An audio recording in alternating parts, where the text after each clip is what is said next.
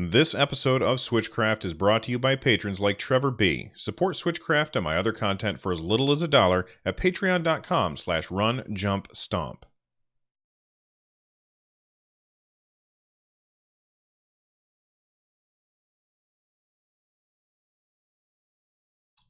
And I just realized I didn't share the show notes with you.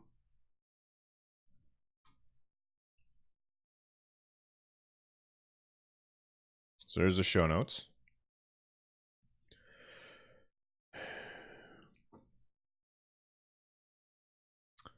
And I guess I did Audible last time, so I'll do OP Seats today because I don't have a separate sponsor. Excuse me.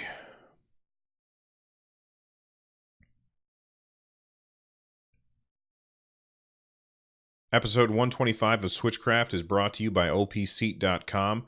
Head on over there to get your awesome gaming chair for $10 off. Use the coupon code RUNJUMPSIT. Thank you to opseat.com for sponsoring this episode of Switchcraft. And please remember, use that coupon code RUNJUMPSIT to get $10 off your chair.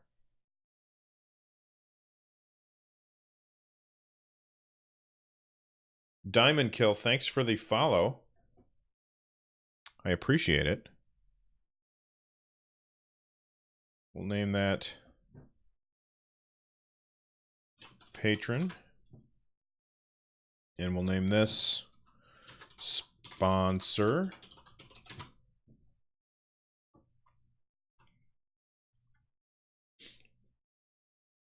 All right.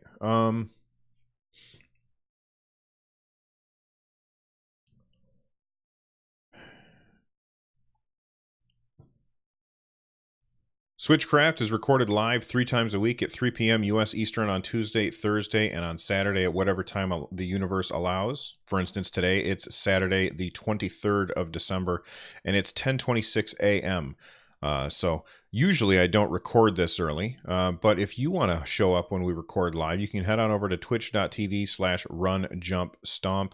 I really appreciate that. The people who are hanging out right now, we've got Kodiak Moonwolf and Diamond Killer X, and there's not a whole lot of other people here this morning because we are really early.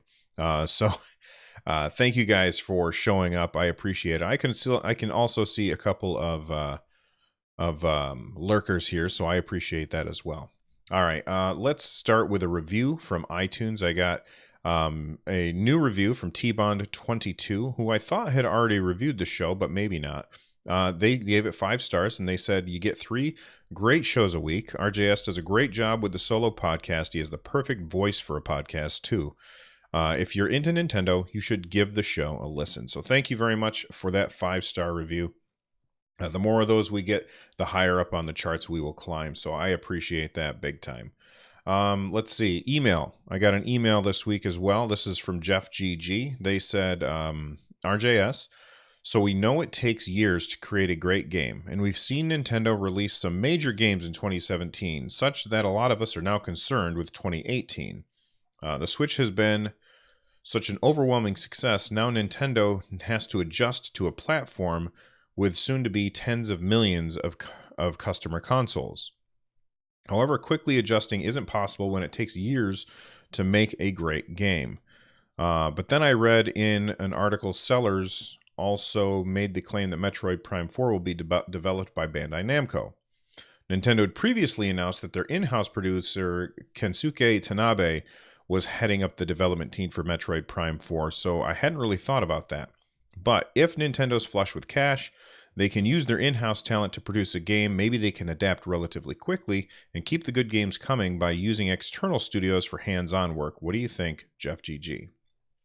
Well, first off, I do want to address I kind of had the same, for a while I had the same concerns about what was going to happen in 2018 with game after game after game coming out in 2017. And the more I thought about it, I think back to the last couple of years of the Wii U. It's not like the Nintendo Switch came out of nowhere. Nintendo knew what they were doing. And if you look at the last couple of years of releases for the Wii U, like, there was nothing to play. there might have been like 2 or 3 decent games a year, and other than that, it was nothing. It was just, there were tumbleweeds. So what I think happened is they took all of their they identified that the Wii U was a flop and then it wasn't going to go the way that they had hoped. So what I think they ended up doing is they just took all of their projects that were Wii U projects and started pushing them over to the Switch. Breath of the Wild being the exception to the rule, because they had promised a brand new Zelda game on the Wii U and they had to deliver that in order to fulfill that promise. So all those games that we got in that this first year for the Switch, I think that most of those games, they were originally Wii U games, and they were not necessarily ported to the Switch, but they switched gears probably a couple years ago into purely Switch development. And that's why we had so many great games in 2017. Now, just because a game came out in quote unquote September doesn't mean that they were working on it right up until then. There's a good chance that they had that game pretty much finished long before then, and they decided when they were going to release the game based on other factors like what games were coming out, or to stagger it so there was always something new to play. And even if they were still tinkering with the game, my guess is that, let's take a look at Mario Odyssey. Super Mario Odyssey is a masterpiece. Fantastic game. Came out in October. My guess is the majority of the team for Mario Odyssey hasn't worked on that game in a while. They probably just had a small, like a skeleton crew, working on Mario Odyssey to, work on those, fixing the textures, making sure that things were running okay, QA stuff. And probably the big majority of that team moved on to do other stuff. Then they've been working on that stuff for a while. We're going to talk about ARMS in a little bit, how ARMS, this is the 5.0 is the last big update for ARMS. Mr. Yabuki, I'm sure, is still heading development of the ARMS team, but it doesn't take nearly as many resources to make a new character and a new stage as it did to create the whole game. And ARMS came out months and months ago. So my guess is a majority of Mr. Yabuki's team has been working on something else for a long time. And if we think about that, that means that we've had a lot of lead time. And this is something that Nintendo hasn't ever really done before. They haven't really had stuff done ahead of time and just sitting in the bank waiting for them to drop. They've always just kind of been pushing as hard as they can to just barely get something out on time. Whereas I think this is the first time in Nintendo's history where they've had like a backlog waiting to come out. And that makes me think that 2018, and I could be wrong about this. In fact, I'm of two minds on this subject. But my guess is that in 2018, we're probably going to see another really good year from Nintendo where they release game after game after game. And also remember, that first year was really, really important for Nintendo because they did such a great job at giving us really fantastic games to play over and over and over again. They sold a whole bunch of consoles. And now that they've sold a whole bunch of consoles, tens of millions, now that they've sold all those consoles, third parties are looking at how well the Switch is doing, and they're saying, okay, well, I think it's time for us to start putting out games on this. So my guess is by the end of 2018, we're going to start seeing a lot more third-party games that we wouldn't have previously seen. That being said, if I were Nintendo, I would make sure that I had stuff to play in January, in the first few months, have a big game release in January, February, March, April, May, and June. And then after that, space them out every 2 months, probably, so that, because you're going to be supported by these third-party devs. And just because it's a first-party Nintendo game doesn't always mean it's going to take a long time to develop. A game like Breath of the Wild is going to take way longer to develop than a game like Mario Party. And Mario Party is just as important to the platform as Zelda. Not at the beginning. At the beginning, Zelda was way more important. But as the platform continues to evolve, a game like Mario Party is going to be just as important as Zelda, because people are going to be playing or looking for a game like that to play. So I think that 2018 is in good hands. You went on to talk about, what was it, Metroid Prime 4. I wasn't aware, like I had forgotten maybe that Mr. Tanabe was in charge of Metroid Prime 4. So, there were rumors that Bandai Namco was working on Metroid Prime 4. It looks like maybe that might not be true based on what you said. I will say that Nintendo has used external studios in the past to help them get something done. Like Smash 4 was made by Bandai Namco. Thank you very much for the email and for listening. I appreciate that. And you definitely gave me some stuff to think about. So if you want to email the show, you can do so at runjumpstomp@gmail.com. You can also tweet at me at runjumpstomp on Twitter. And I just received a tweet this morning. It was from @Valorian Theater, and you can get a link in the show notes to the tweet. But they said, question 1, which game would you buy for the Switch? Skyrim, Xenoblade Chronicles 2, or Fire Emblem Warriors? I would say Fire Emblem Warriors is really, really good, but I don't feel like it has a universal appeal. I think it's a great game, but I think that there's a lot of people who are going to play that game and be like, this is not for me. So I wouldn't recommend that unless I knew what kind of games you liked. Xenoblade Chronicles 2 kind of suffers from the same fate. It's a die-in-the-wool JRPG. This is the kind of game that it is, and unless you are into JRPGs, you're probably not going to enjoy that game. And then finally, Skyrim, I think, has the most universal appeal. So if I had to pick between those three, I would say Skyrim, especially if you've never played it and don't have access to any other platforms to play it on. I think that you would have a whole lot of fun with Skyrim. Question number 2 from Valorian Theater says, recommended 3DS game for a 5-year-old. That's tough. I would say Pokemon. I guess it depends on their reading level, like how well can they read. I will say this. I played the demo for Pikmin.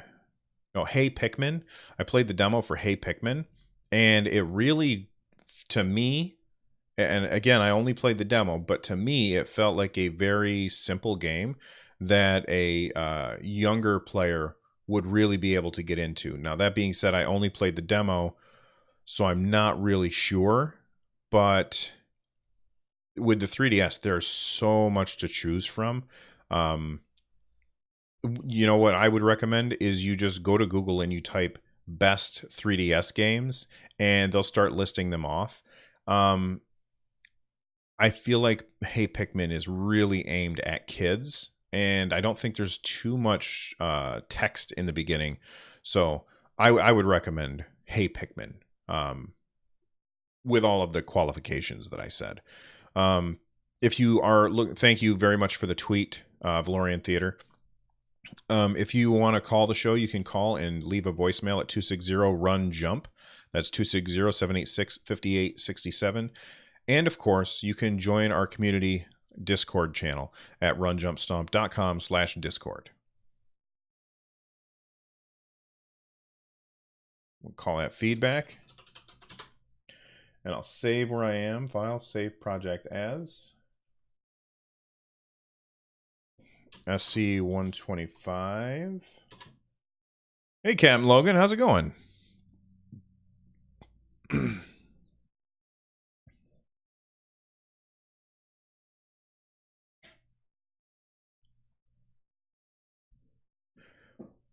Yeah, I get what you're saying, Captain Logan, but I think that, hey, Vaxer, I think that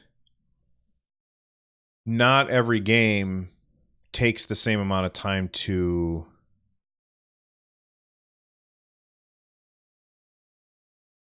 develop. You know what I mean? Get a guide. Nah, you don't need it. You don't need a guide for Skyrim. Even and even if there is something that you can't figure out in Skyrim, like, you have Google. Don't spend money on a guide. That's such a waste of money, in my opinion. Just use Google, man. Google!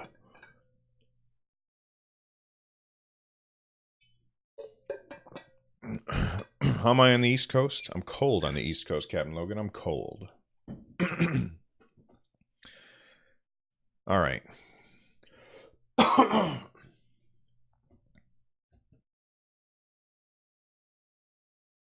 Well, as I mentioned in the feedback section, ARMS is gone.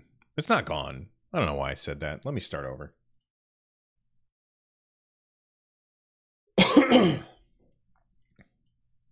There's a lot of people who are upset about this next story, and that's that ARMS 5.0, which came out yesterday, is the last content update for the game. That doesn't mean that the game is dead.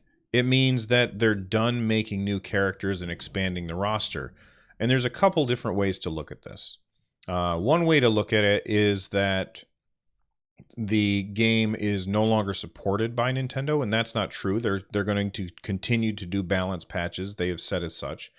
Another way to look at it is that the meta is now going to settle down. So up until now, every single time that they introduced a new character and new arms, they had to completely rebalance everything. And it makes it really hard to keep a game balanced when you keep adding new stuff to it.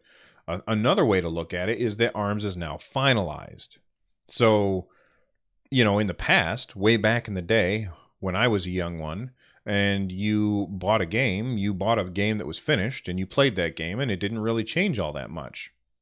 Well, these days, games are always changing, and I understand how people look at the end of content updates for ARMS and they think of that as a bad thing. I can understand why, especially when you compare it to other games like especially multiplayer games like a MOBA, where MOBAs are constantly getting influxes of new characters and stuff like that. And I think that the main reason why ARMS is now quote unquote done is because Nintendo made a choice. They chose a monetization model which is incompatible with continued updates. It doesn't really make a whole lot of sense for Nintendo to make a game and put it out and then continually update that game for free. Yes, it will help sell that game, but you're going to eventually reach a saturation point where people who are interested in that style of game probably already have it, you know? And you're not going to get too many more sales out of it. And now you're just throwing money away by updating. Yes, you're keeping those customers who picked up your game happy, but you're also throwing money away because you're not going to be getting any return on your investment from this point forward. If Nintendo had chosen a different monetization model, one where you could get different skins for the different characters, and you could buy those skins with currency that you could earn in the game or pay real money to get, and maybe they would have some loot boxes, then Nintendo could probably afford to continually make new characters and new arms for new stages for the game. But they chose not to do that. They chose to go in a way that means that now the game is now finalized. Captain Logan in chat says, will they alter physical copies to include all the content up to 5.0 in the future? Captain Logan, I really don't think so. I think that you'll have to download patches when you buy it. I don't think that they're going to change the ROM. And if they did, that would increase the cost of the cartridge to Nintendo, because that would mean that they would have to have bigger storage on that card in order to include the other textures that weren't already there when the game shipped. This is another way for them to save money. They ship the game as it was when it comes out. You put it in your Switch and it says, hey, you want to update this? If you want to play online, you have to. Or you can not update it and you can play it, and you can just play it as it was when it released against your friends or against the computer. Almost nobody's going to do that because they want to play against other people online. That's where a lot of the fun is. But anyway, as I was saying, Nintendo picked the monetization model that is not compatible with continued updates. They can't afford to keep throwing money at developing for a game when it's pretty much done. Um, I think that the amount of content that we got, quote unquote, for free was a lot. We actually got, I mean, if we look at it post release, we got Max Brass as a new character, Lola Pop, Springatron, Dr. Coil, um, Joe.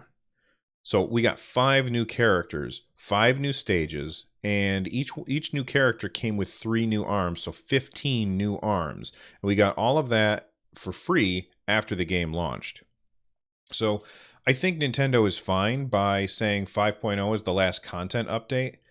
But what I think Nintendo should have done instead is not release the game when they did, because they released ARMS back in, was it April or May? I can't remember, but it was sandwiched between Mario Kart 8 Deluxe and Mario Kart, or not Mario Kart, and Splatoon 2. And those are 2 massive multiplayer game, not massive multiplayer, that's the wrong way to say that. Those are 2 really big multiplayer games, online multiplayer games. And to sandwich ARMS, a brand new IP, also an a multiplayer game, an online multiplayer game with a focus like that, to sandwich it between those 2 games was a big mistake. Captain Logan says it was June, so there you go, June. I couldn't remember. But that was a big mistake to put it between those 2 games. What they should have done is just delayed the game until January. You know, I just got done talking about how this year on the Switch we had game after game after game of or month after month of really good games that just kept coming out. And if they didn't release ARMS this year, people would have been fine with it. People wouldn't have been missing it because people had so much else to play and they'd never heard of ARMS before. So I think Nintendo, if they had just held off until they were at the 5.0 mark and released the game in January as just ARMS that had these 15 characters and these other stages and the million of arms that there are to play with, I think that people would have really taken to the game a lot better. And this was like, I think this was probably Nintendo's biggest misstep this year. They had a fantastic new IP with all kinds of personality, and they dropped it at just the wrong time. And that's tough. It's really tough for them. So I think that it was a big mistake, and that's too bad because it's a great game. Now, I'm talking as if ARMS is dead, and it's certainly not dead. Anytime I've loaded up the game, I've found a match within a minute. Like, it's instantaneous practically whenever I want to play. So there's still plenty of people playing. And what I think we're going to see now is the meta is going to settle out. There'll be balance patches to make sure that nobody's too overpowered, and that'll be a lot easier to do. What I'm most interested in is what is Mr. Yabuki and his dev team working on now, because that would be really, really great. Captain Logan has given me further clarification because I'm sure that I screwed something up. He said Mario Kart was April and Street Fighter was May, ARMS was June, Splatoon was July. So we'll just take Street Fighter out of that because that's not that huge. But Mario Kart was April with ARMS in June and Splatoon July. Having Splatoon come out right after ARMS was like a death knell to ARMS. It was such a bad move. Vaxxer says maybe they thought the hype for ARMS would be bigger than it was. I mean, it's possible. You look at how well Splatoon 1 did on the Wii U. It did phenomenal. It had a crazy attach rate, especially in Japan. And maybe they thought that they had another hit like that on their hands. But still, putting it just 3 weeks, I think it was just 3 weeks before Splatoon 2, was a huge mistake because people picked up ARMS, and then as soon as Splatoon 2 came out, they started playing that instead. Not because ARMS is a bad game, because Splatoon 2 is just that great. So I do think that was a mistake, and hopefully they don't make a mistake like this in 2018. But ARMS 5.0 is the last content update for the game, and it's just as good a time as any to start playing because it's really, really fun. And I think you're going to see some really good balancing coming soon.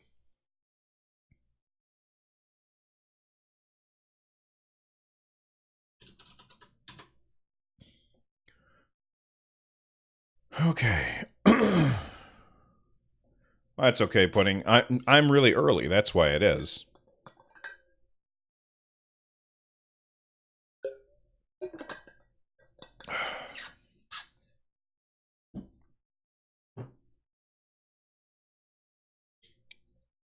All right. You know, I'm going to take these two. I talked for that about 10 minutes. I'm going to take those two, put them in the lightning round, these next two stories. Pardon me.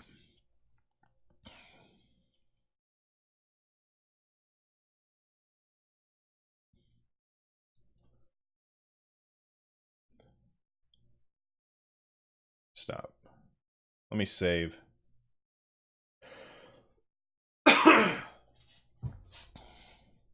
All right. Since the last time that I played, I finally finished Zelda DLC 2 Champion's Ballad. I'm going to talk about it now, so if you haven't played it, I suggest that you just fast forward a little bit. I really don't know how long I'm going to talk about it for, but if you're watching the video version on YouTube or on Twitch, I'm just going to go ahead and put on a filter that will make it so that you can tell when I'm done. I'll just make my screen black and white, I guess. So let me just turn that on. There we go. All right. And if you're watching on Twitch or on YouTube, the screen is black and white while I'm talking about the spoilers, and it'll go back to color when I'm done talking about spoilers, just so that you will know when I'm done talking about it. All right. So you've had your chance to leave now. Hopefully you have left, because now I'm going to talk about all of the spoilers for Zelda DLC 2. Let's see. First off, this content felt like it was in the game the whole time. It always felt like it was there, and rarely have I say this, rarely have I played any DLC, but in this case, rarely have I played DLC where it felt like it was always part of the game. And I feel like Nintendo did a great job with this. It felt like this stuff was always there. And as I went through and found these things, yes, I did it all at once, but I didn't feel like I had to. Mostly I felt like I had to because I was afraid of spoilers. But I never felt like if I don't go and find these locations now, I'm never going to. You know, it was just one more part of the game, and it was really great. So if you've well, I'm saying if you haven't played, you shouldn't be listening to this, but I'm just going to quickly go over the experience. The very beginning of the DLC, you go back to the resurrection cave, and you get this weapon which kills things in one hit, but the downside of that is you also get killed in one hit, and that made it really tough. And I was playing this on hard mode, and while it was really, really difficult to do, I had a lot of fun. And I will say this, playing it on hard mode was probably just as bad as playing it on easy mode. The only difference between the two would be that on hard mode, monsters are much more likely to notice you, so it makes it harder to sneak. Whereas, you know, when you're not using this one-hit obliterator in hard mode, you know, the monsters they hit way harder, but it doesn't really matter how hard they hit or how much regen they have if everything dies in one hit, including you. So that kind of felt like an equalizer to make everything the same difficulty across the normal mode and the hard mode. But then after that was done, and then it has like these 4 little crystals that go out, and they unveil the 4 locations that you have to go to. I thought that was really cool.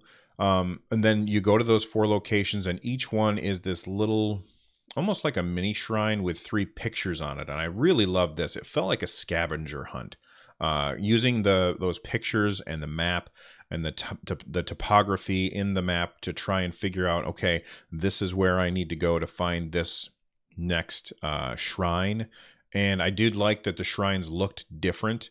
They were taller and had like this thing protruding out a little more. And I had a lot of fun playing through those new shrines. And I feel like the shrines, they were so well done, and there were no shrines that I went through that just felt like a recycle of some other shrine. I think there was like one moment where I thought that that's what it was going to be. And it was the one where you had a ball that had to fall down and you had to kind of do a Rube Goldberg machine to try and get it to come all the way down to the bottom. But I ended up solving that in a completely different way than I did the other Rube Goldberg machine thing on like the regular shrines. So that was really cool. And all of the new shrines felt really, really fun. I loved the puzzle bits. And I think my favorite one was the one where I had to climb on the side of this moving platform while there were spikes and fire going all over the place. I had to climb over and around it. I thought that was really, really cool. And I'm excited to go back to those to farm like guardian weapons and stuff like that before I go after Lionel's. Anyway, the shrines I thought were really, really great. After you go to your little scavenger hunt, and then you do the 3 shrines that you have to find, then it tells you to go to the Divine Beast for the area that you're in. And you go back there and they put you in to fight against the boss, but they limit what you have. So you only have like the outfit from that area. You have the weapon and shield from that area and a bow from that area, and then certain amount of arrows that they've determined is what you need in order to beat that.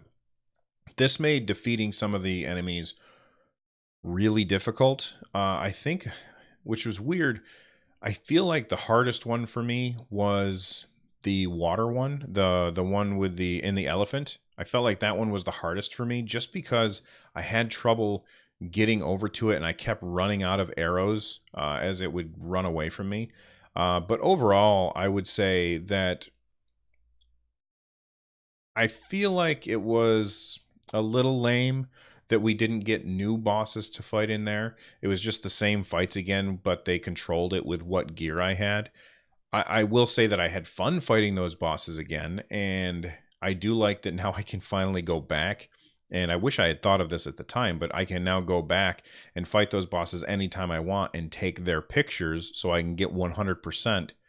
Because if you had forgotten to take the pictures of the bosses, then you couldn't get 100% without buying pictures from that one guy. I can't remember where he is.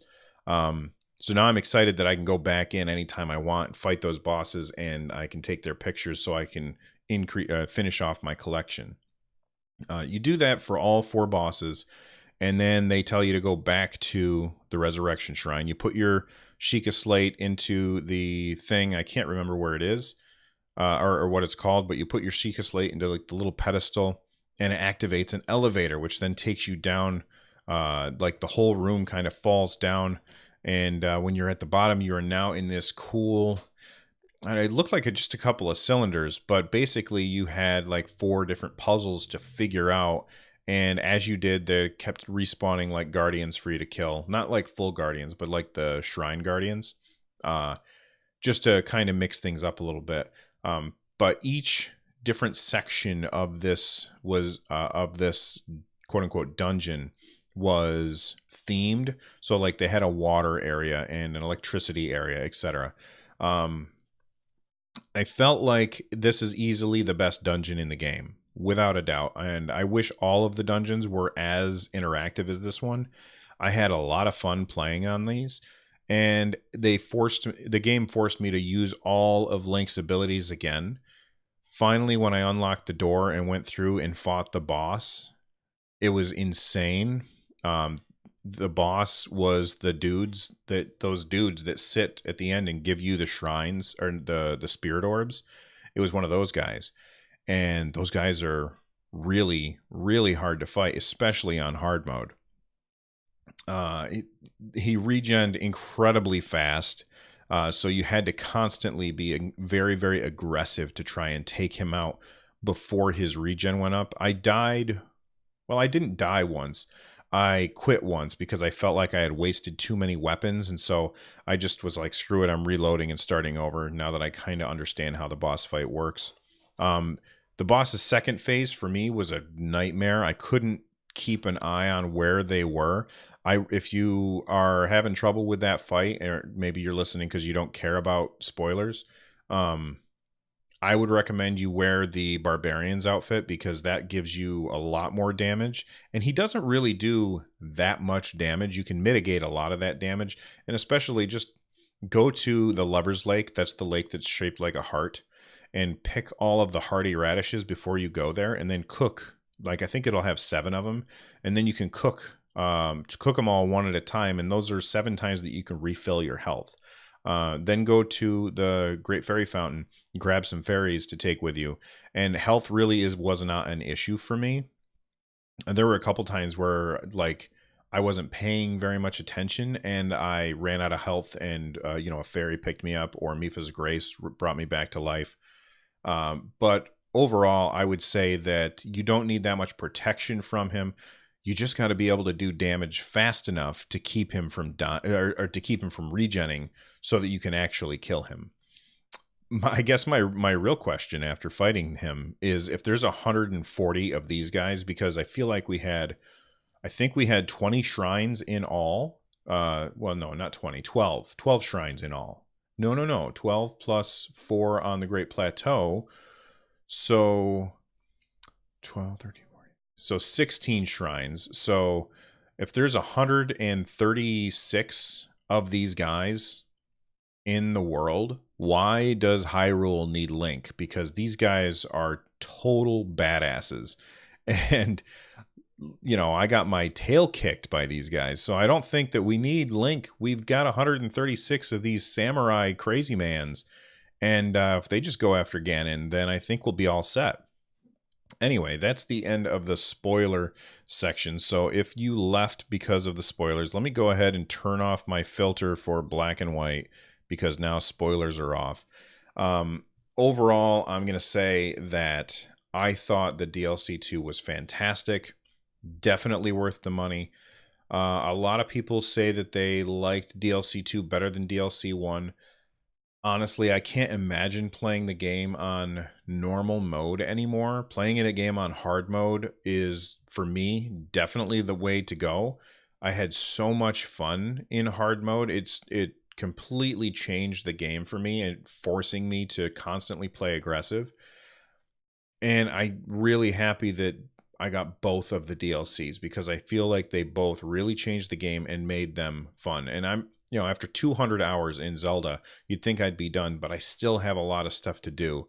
And now that I've got my transport, I'm going to start driving around looking for the things that came with both DLCs that I haven't found yet. And let's see if we can get those 900 Korok seeds and all 120 shrines, because I still haven't gotten all 120 shrines, even after 200 hours of gameplay, which is crazy.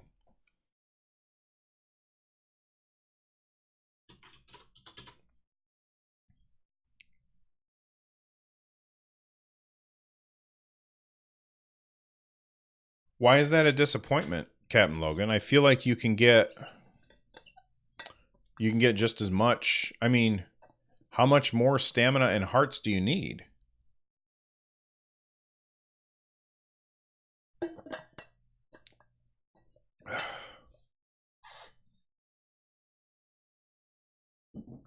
Oh, they need Link to get him free from the cage. I gotcha.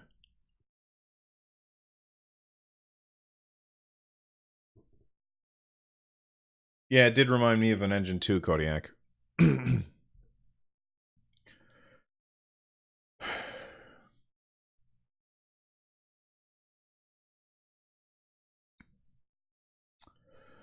Well, I mean, Captain Logan, just convert some of your hearts into stamina. And then you can cook food to give yourself extra hearts. That's what I would recommend. I don't know that a third wheel of stamina is really necessary. I've played almost the whole game with just with having put no stamina in at all. Of course, after I get my last heart, I'm going to get more stamina, but all right, we've got 4 quick stories for the lightning round. Number 1, Blossom Tales has sold more copies in one day on the Switch than in their lifetime on Steam. This is from at FDG_games. They're the ones who made the game. They said, "Whoa, Blossom Tales sold double the amount of units on Switch launch day versus lifetime sales on Steam. That is crazy. That is a lot more. That's pretty awesome." Now, why is this happening? Because it's easier to find games on the Switch than it is on Steam. There's thousands and thousands of games on Steam, hundreds of games released on Steam every day. It's a needle in a haystack thing. Okay. The next story, Arcade Archives versus Super Mario Brothers, is now on the eShop. I've not picked this up yet. I'm going to wait. I've got so much to play, and I really want to play this, but I don't have time right now. And, you know, maybe I'll get an eShop gift card or something for Christmas, and then I won't have to actually pay money for it. So I'm going to hold off, but this is the one Arcade Archive game that I really have been looking forward to. I want to play this game. There's a shotgun in Splatoon. It's called the Squeezer. It looks like a champagne bottle. And I like this. This is a new weapon type, basically. You hold it down. If you pull the trigger, it'll do a quick blast. But if you need to cover a lot of ground, you hold the trigger down and it'll spray over a larger area, or it'll continue spraying so you can cover a larger area. But I'm very interested to try this out. I haven't had a chance yet, but it's called the Squeezer. So make sure you pick that up if you haven't.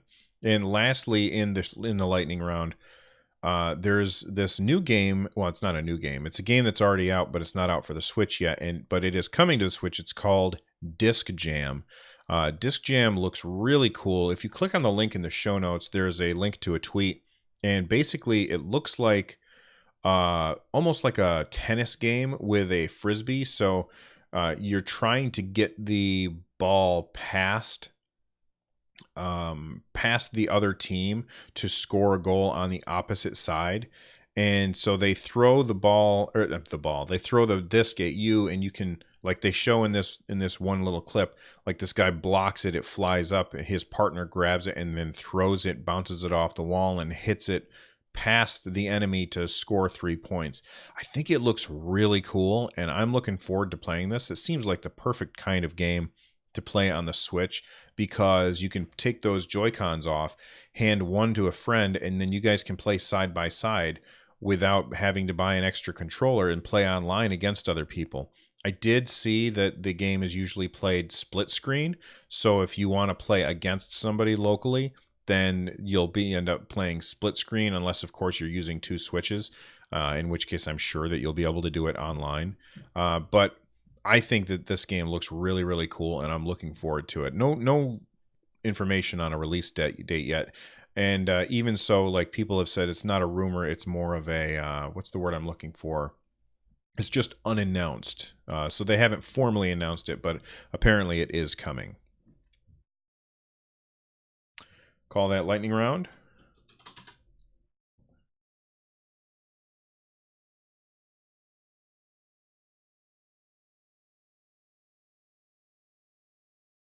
On a side note, talking Steam, I just picked up a Bridge Constructor Portal. Really enjoying it so far. Simple but fun. We'll definitely pick it up when it's on the Switch. Oh, cool. It does look like a fun game.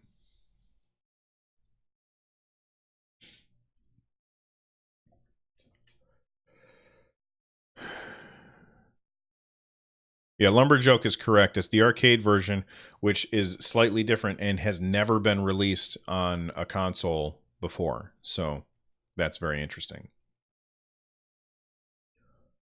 Well, everybody, that's all the time that we have for today. If there's a story that I missed or a topic that you would like discussed, let me know at one of the ways that I told you about at the top of the show. If you're looking for ways to support the show, head on over to runjumpstomp.com/support. There you'll find links to my Amazon affiliate link. You click that, and here's a handy tip for you guys. If you use that to buy Amazon eShop gift cards, then you can support the show by using that to get the eShop money, and you still get the same amount of money, and it doesn't cost you anything. So if you were going to buy a game anyway, just buy an eShop gift card using my affiliate link, and that supports the show. Other ways that you can support the show, you can, of course, join the Patreon. If you have Amazon Prime, you can link that to Twitch and subscribe to my Twitch page. And you can, of course, use my wife's DocSock Etsy shop at etsy.com/shop/run-jump-stomp. There she sells zippered pouches, pencil pouches, dock socks, and she even said the other day she's not sure, but she's thinking about making pillowcases with like nerd themes. It's just right now the shop is closed, but you can go there and favorite the shop, and then you can buy stuff when we reopen it after the first of the year. Thank you to Tom Winter and Noteblock for letting me use your music on the show. You guys are great, and I'm out of here. Oh gosh, I almost forgot. So this is the last show for like a week, but I have already recorded, like, it's an hour and a half episode where me and some other podcasters got together and we talk all about the Switch's first year. So look for that episode to drop on Tuesday. Because it's such a big episode, I was going to cut it into pieces and drop it on the normal days, but because it's such a big episode, I couldn't find a good way to cut it up, so I'm just going to leave it intact, drop it on Tuesday, and there won't be a show on Thursday. There won't be a show on Sunday. So this is it for the week. I hope you all have happy holidays, and wherever you're going, just drive safe. And thank you for listening and for hanging out with me. You guys are awesome. I'm out of here. Bye-bye.